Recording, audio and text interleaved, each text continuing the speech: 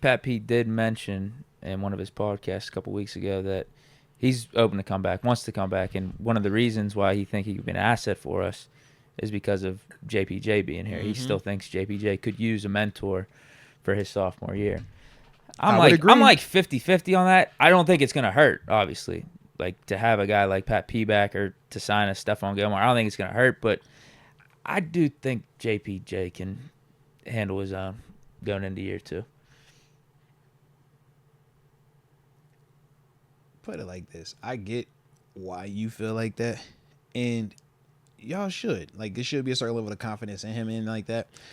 I'm speaking just solely from like just seeing some of the non-on field stuff. It's like, yeah, bro. In year 2, dudes are still learning who they are, how to prepare, how to handle You're talking success. about just league stuff. Yeah.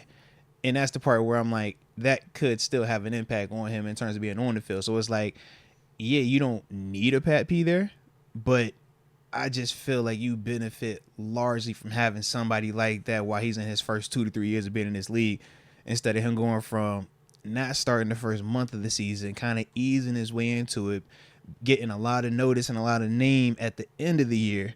Whereas now he's about to come back out here in week 1. You're locked down. You're the guy. Every game from here on out, the number 1 receiver, we're looking at you and we're saying, that's your guy. We don't care about anything else. You better not get beat.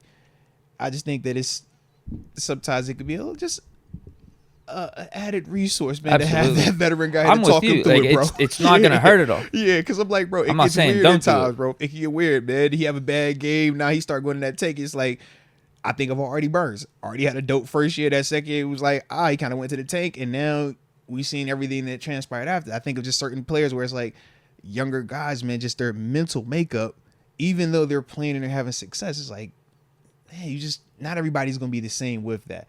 Now, JPJ, I still feel good about because his dad. Yeah, I was gonna say if anyone's this, equipped you know what I mean? for it, you would think it's Yeah. him. But you're right. It's still an up in the air type of thing. There's no Yeah. guarantees. And you know how I feel. I'm always with the younger guys. When we finally feel like we have one, I am always a little bit slower in just cutting off them training wheels, bro, because I don't want them to die.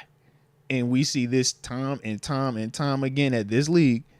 You cut them training wheels off quick on a person and they die in this league, bro. And we be like, what happened to him? He was hot at first. What happened to him? And it was like, yeah, we felt good about it, but what happened to him? I was like, I don't think it hurts. Yeah. Oh, it definitely doesn't hurt. And if I had to pick between Gilmore and Peterson, I would take Gilmore because I think he could give us more on the field I would at this agree, point too. in the game. I would definitely Now, I don't agree. know how he is versus Peterson in being like a mentor, a communicator, and all that type of stuff. They both are similar. Because he seems a lot more quiet than Pat P. This is the thing. Pat P, we've seen a lot more of him lately in terms of Oh, him he's starting got a that podcast. Yeah. When we were in AZ, he didn't have a podcast, and he was AZ. It wasn't, crazy like that. But what I will say is from just watching him, he leads by example. He's a guy that, man, when he's in that room putting that work in, because of who he is, guys are naturally gravitating to him. Same thing is going to be for Stephon Gilmore, because the same heights that Pat P reached, you can make a case Gilmore has won up that by being a decoy and winning a Super Bowl. Whereas with Pat P, he has the elite, stretch of all pros and Pro Bowls.